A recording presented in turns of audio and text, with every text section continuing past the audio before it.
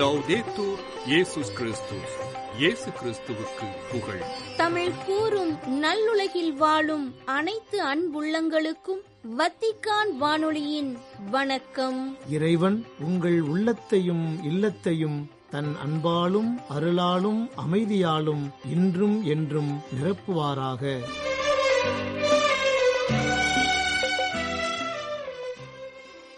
அன்பு நேயர்களே, வத்திக்கான் வானொலி இன்று உங்களுக்கு வழங்க இருப்பவை தடம் தந்த தகைமை, விவிலிய தேடல் மற்றும் செய்திகள்.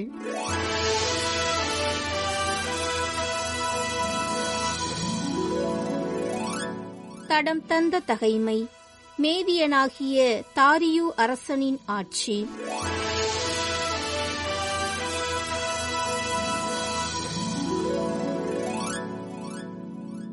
அக்காலத்தில் மேதியனாகிய தாரியு என்பவன் தன் 62ஆம் வயதில் அரசை ஏற்றுக்கொண்டான். தன் நாடு முழுவதும் வரி வசூலிப்பதற்கென்று 120 தண்டல்காரரை தாரியு நியமித்தான்.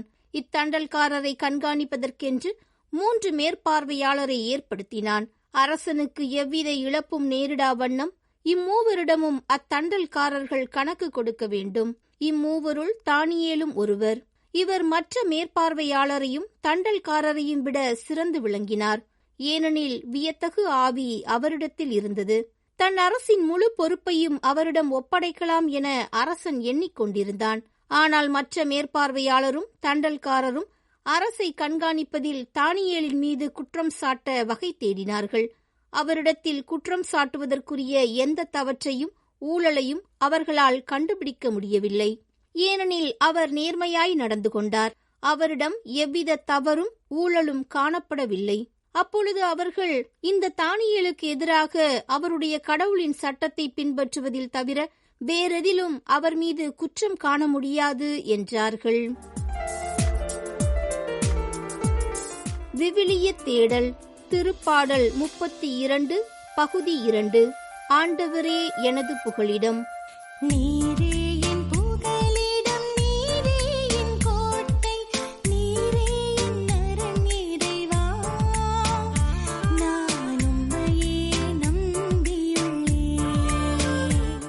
தமிழக வரலாற்றில் அனைத்து மக்களுக்கும் புகலிடமாய் விளங்கியவர் காமராஜர் அவர்கள். அவரது ஆட்சியின் போது ஏழைகள், வறியவர்கள், விவசாயிகள், பெண்கள், குழந்தைகள் என எல்லாருக்கும் புகலிடம் தருபவராக இருந்தார்.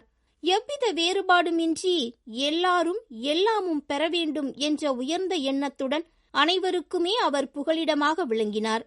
அவரது வாழ்வியல் நெறிமுறைகள், அணுகுமுறைகள், செயல்பாடுகள் என அனைத்திலும் அப்பண்பை துலங்கிடச் செய்தார். சுயநலத்திற்கு இடம் கொடாமல் பொது நலத்திற்கு இடம் கொடுத்ததன் காரணமாக இப்பண்பை அவர் வளர்த்து கொள்ள சாத்தியமாயிற்று. காமராஜர் சுருக்கமாக பேசினாலும் நறுக்கென்று பேசக்கூடியவர். ஆகட்டும், பார்க்கலாம் என்றுதான் அவர் சொல்வார். ஆனால் அந்த செயலையே சாதித்தும் காட்டியிருப்பார். அவர் அதிகம் படிக்காதவர் என்று அடிக்கடி விமர்சிக்கப்பட்டது. அதற்கு காமராஜர் ஒரு கூட்டத்தில் பேசிய போது இப்படி பதிலளித்தார். நான் படிக்காதவன் என்கிறார்கள், அது உண்மைதான். ஆனாலும் நான் இன்னொரு படிப்பை படித்தவன். தமிழ்நாட்டை எடுத்துக்கொண்டால் இங்கே நகரங்களாகவும் சிற்றூர்களாகவும் கிராமங்களாகவும் எத்தனை ஊர்கள் இருக்கின்றன என்பது எனக்கு தெரியும். வெறும் ஊர்களை மட்டுமல்லாமல் ஒவ்வொரு ஊரிலும் எவ்வளவு மக்கள் வாழ்கிறார்கள், எந்தெந்த ஊர்களில் என்னென்ன தொழில்கள் நடக்கின்றன, எந்தெந்த ஊர்களில் என்னென்ன மாதிரி மக்களின் வாழ்க்கை தரம் இருக்கிறது என்பதெல்லாம் எனக்கு ஓரளவு தெரியும். எந்தெந்த ஊர்களுக்கு என்னென்ன தேவை என்பதை பற்றியும் நான் நன்கு அறிவேன். மேலும் எந்தெந்த ஊர்களில் விவசாயம் நல்லபடியாக நடக்கின்றன என்பதும் எனக்கு தெரியும். இன்னும் ஏரி குளங்கள் வசதியும் சாலை வசதியும் தேவைப்படுகிற ஊர்களை பற்றியும் அறிவேன். அதுபோல ஒவ்வொரு ஊரிலும் கல்வி வசதியும் சுகாதார வசதியும் எப்படி உள்ளன என்பதையும் அறிவேன். இதுபோல இந்தியாவை பற்றியும் ஓரளவு எனக்கு தெரியும். இந்த படிப்பை தவிர ஒரு வரைபடத்தில் குறுக்கு நெடுக்காக போடப்பட்ட கோடுகளை அறிந்து கொள்வதே பூகோளம் என்றால், அந்த பூகோளத்தை அறிந்து கொள்வதுதான் படிப்பு என்றால், எனக்கு அந்த படிப்பு எல்லாம் தேவையில்லை என்றார் காமராஜர். மக்களின் இன்ப துன்பங்களை அறிந்தவர்கள்தாம் அவர்களின் உண்மை புகலிடமாகவும் விளங்க முடியும். வேடரின் கண்ணியினின்றும் குன்றழிக்கும் நோயினின்றும்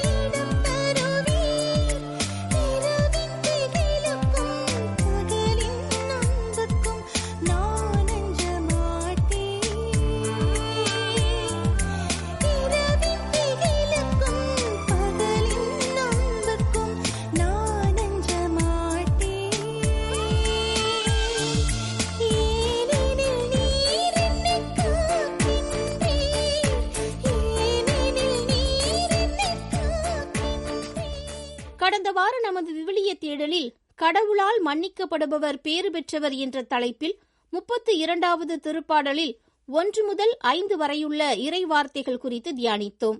இவ்வாரம் அதனைத் தொடர்ந்து வரும் 6, 7 ஆகிய 2 இறைவசனங்கள் குறித்து தியானிப்போம்.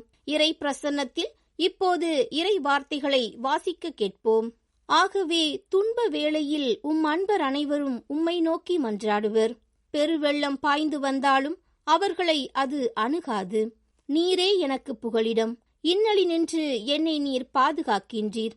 மீட்பினால் எழும் ஆரவாரம் என்னை சூழ்ந்தொழிக்கச் செய்கின்றீர். சமணர்கள் 4 தானங்களை தங்களின் பேரறமாக போற்றினர். அன்னதானம், அபயதானம், ஔசசதானம், சாத்திரதானம். சமணர்களது தானத்தில் 2ஆம் இடம் பெற்றுள்ள அபயதானம் என்பது மிகவும் முக்கியமானது. இது அஞ்சினான் புகலிடம் என்றும் அழைக்கப்படுகிறது. சமணர்களின் அபயதானமே தமிழகத்தில் அஞ்சினான் புகலிடங்களாக வளர்ந்து தழைத்தன. அஞ்சினான் என்றால் அச்சப்படுபவன் என்பது பொருளாகும். பொருளாதார ரீதியில் தாழ்வுற்ற நிலைக்கு சென்றவர்களுக்கும் பகைமையால் பகை நாட்டினால் பாதிக்கப்பட்டவர்களுக்கும் இருக்க இடமும் உண்ண உணவும் கொடுத்து காக்கும் இடமே அஞ்சினான் புகலிடமாகும். இதை சமணர்கள் மிகவும் சிறப்பாக செய்திருக்கிறார்கள். தமிழகம் எங்கும் இந்த அஞ்சினான் புகலிடங்கள் இருந்ததற்கான சான்றுகளும் உள்ளன. தமிழக மன்னர்கள் பலரும் இந்த அஞ்சினான் புகலிடங்களுக்கு இடம் பொருள் கொடுத்து உதவி உள்ளனர்.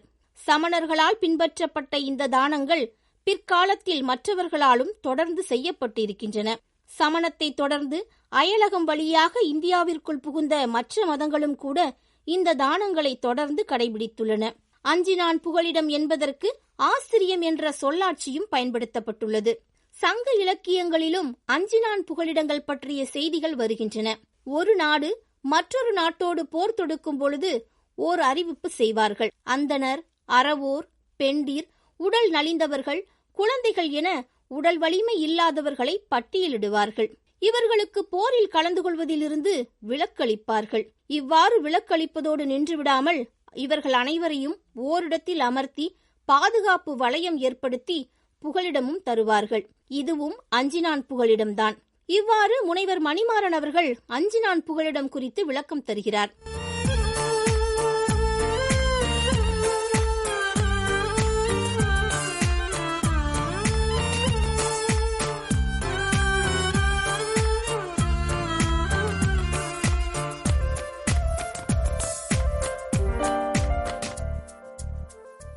வேளையில் பெரு வெள்ளம் போல பிரச்சனைகள் நம்மை நோக்கி பாய்ந்து வந்தாலும் அவைகள் நம்மை அணுக விடாமல் நமக்கு கடவுள் மிகச் சிறந்ததொரு புகலிடமாக இருக்கின்றார் என்பதை இந்த 2 இறைவசனங்களிலும் தாவீது அரசர் எடுத்து காட்டுகிறார்.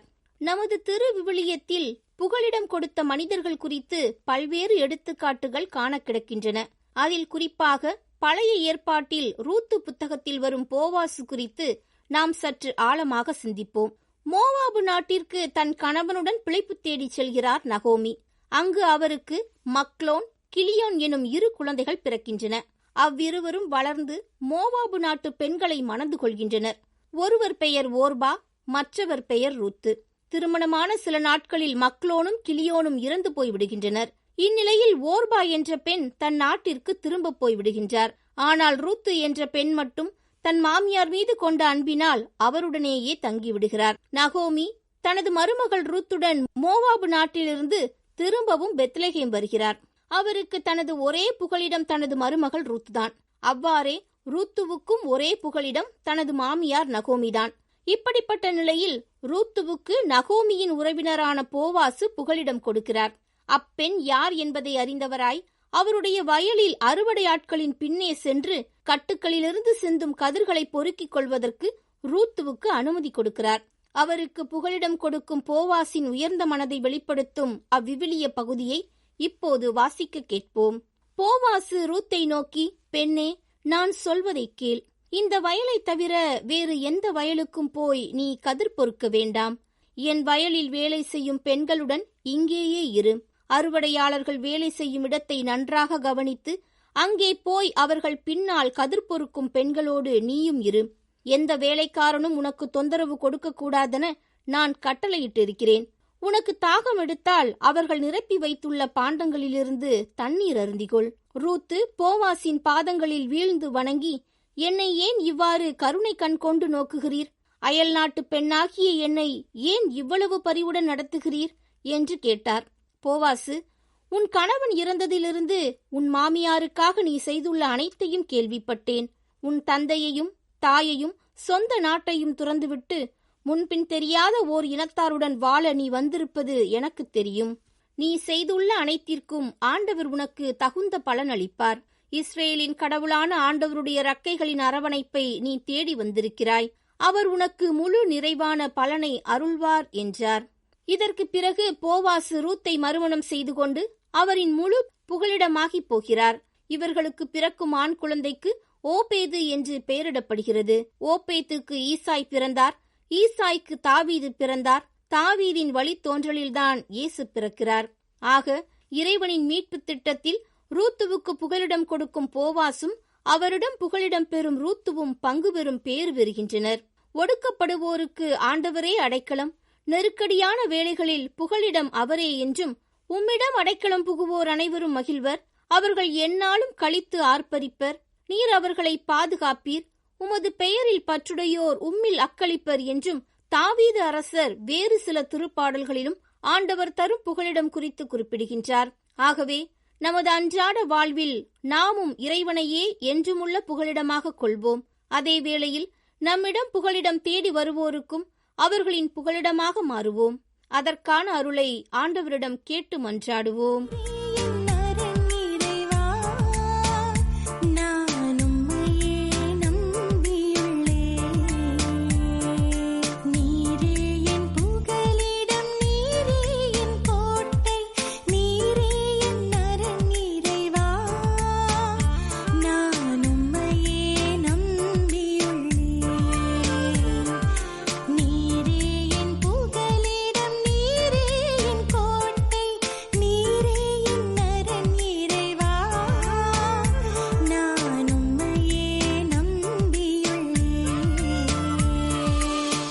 ஆண்டவரே எனது புகலிடம் என்ற தலைப்பில் இன்றைய விவிலிய தேடல் நிகழ்ச்சியை உங்களுக்கு வழங்கியது வத்திக்கான் வானொலி.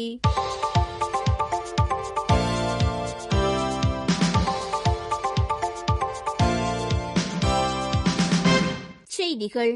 புனித அகுஸ்தினார் நமக்கு கற்பிப்பது போல் ஒரே ஆன்மாவும் ஒரே இதயமும் கொண்டு கடவுளை அடைபவர்களாக வாழ நாம் அழைக்கப்பட்டுள்ளோம் என்றும், பிளவுகளால் காயமடைந்த உலகில் உடன் பிறந்த உறவு மற்றும் கூட்டொருங்கியக்கம் போன்றவற்றிற்கு சான்றுகளாக வாழ அவரில் அவரோடு ஒன்றாக மாற விரும்புகிறோம் என்றும் எடுத்துரைத்தார் அகுஸ்தீன் சபை தலைவர் அலெசாந்திரோ மோரல் ஆண்டன்.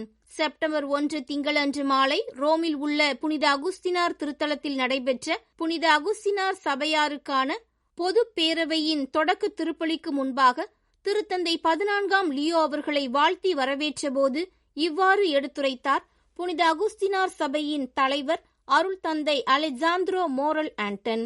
வன்முறையின் தர்க்கத்திற்கு அடிபணிய வேண்டாம், உலகளாவிய உடன்பிறந்த உணர்வை சாத்தியமாக்கும் அன்பின் சுடரை இதயங்களில் போற்றுங்கள் என்று வலியுறுத்த திருத்தந்தை அவர்கள் ஒருபோதும் சோர்வடைந்ததில்லை என்று எடுத்துரைத்த அருள் தந்தை ஆண்டன் அவர்கள், போருக்கு விருப்பம் தெரிவிக்காதீர்கள், அதனை வெறுத்து ஒதுக்குங்கள் என்று அவர் விடுக்கும் அழைப்பானது ஒளி மற்றும் ஆறுதலின் வார்த்தைகளாக இருக்கின்றன என்றும் கூறினார். அமைதி, நம்பிக்கை மற்றும் படைப்பின் மீதான அக்கறையின் விதையாக மாற திருத்தந்தையின் வார்த்தைகள் நமக்கு உதவுகின்றன என்றும், அவரது உடனிருப்பு நம்பிக்கை, தாழ்ச்சி மற்றும் அர்ப்பணிப்புடன் தங்களது பயணத்தை தொடர ஊக்குவிக்கிறது என்றும் கூறினார் அருள் தந்தை ஆண்டன்.